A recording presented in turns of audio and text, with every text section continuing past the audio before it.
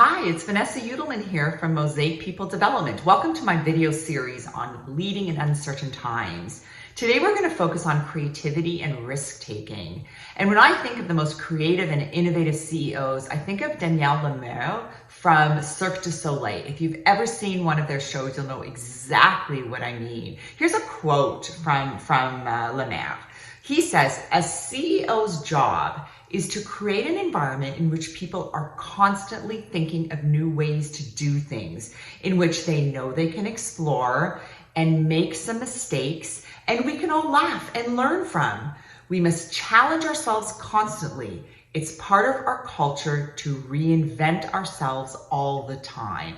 I love this quote, and I think it's so relevant today when we're not only reinventing ourselves weekly, we're literally reinventing ourselves daily and every minute of the day. So we're going to focus, our goal for this video today is to focus on how to create an environment which really inspires risk-taking, creativity, and innovation.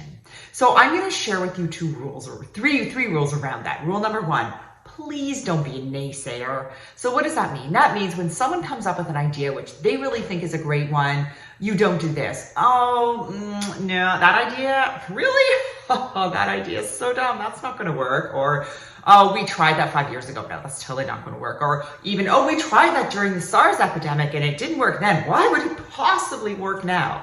It could even be your tone and body language that really indicates to others that you're a naysayer. And it could look like, "Oh, that idea. Okay. Interesting.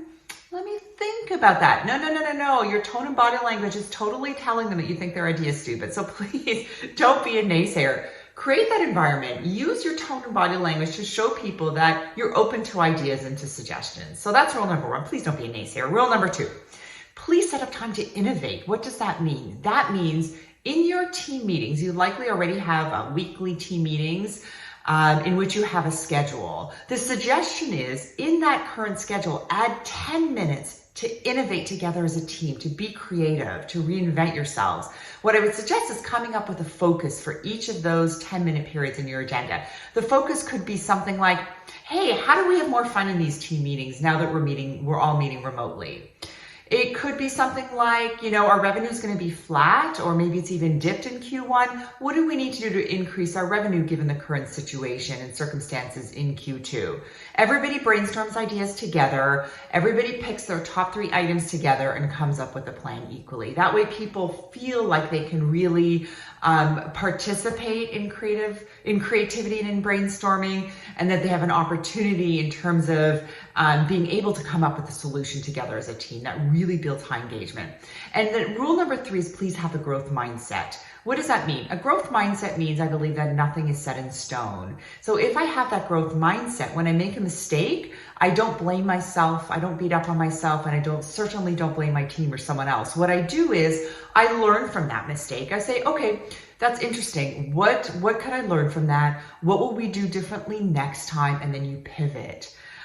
You shift course, you adjust. We're constantly doing that now in the state of unknown and uncertainty. So here are your 3 rules once again.